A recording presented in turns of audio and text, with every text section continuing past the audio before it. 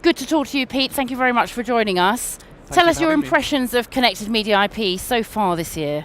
So far everything's going really well for us actually. We've had a fantastically busy booth, and I think we find in general when our customers come and see us here, they're really out of their sort of business as usual mindset and really wanting to talk about the future. So it's a fantastic opportunity for us to think about where things are going and talk about how their business might help them in the future. What kinds of things are they saying to you? Tell us about some of those conversations. So I think that the general message we hear from the market as a whole is really a fragmentation argument. So audiences are actually being fragmented across more and more ways of consuming content all of the time, which means our customers have to deliver their content to more and more places, particularly around video on demand. So we find that a lot of our broadcast customers in particular have to deliver content now to often hundreds of video on demand platforms, and often they have to do that with really quite tight resources. So we've been doing a lot of work to try and help them with that and launch sort of products and services to really help deliver that on demand content to the platforms. Tell us a bit more about Glowcast's activity in video on demand then. Yeah, so our main offering around video on demand is to get all the different video on demand platforms onboarded, so we understand how to deliver to them, how to get the metadata in the right format, the content in the right format, and get it to these platforms when they need it. So our customers can give content to us once, and we get it to everywhere it has to go. And our big news around this year is launching this service for one of our sort of key customers, BBC Worldwide, which we're quite pleased about. Good organisation to be working with. Are you mainly working with very large organisations or small and medium-sized ones?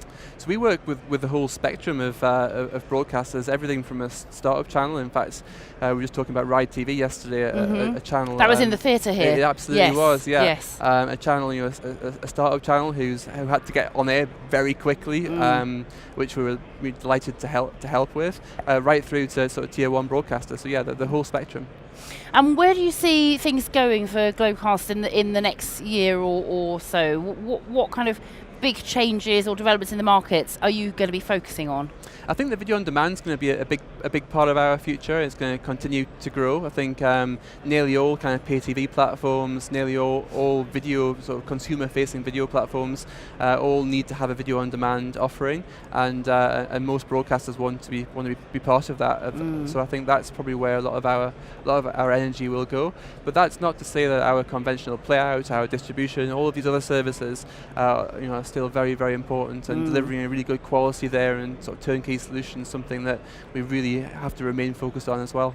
It's a rapidly changing industry, isn't it, and very much driven by what consumers want, and they want to be able to watch TV anytime, any place, anywhere. Yeah.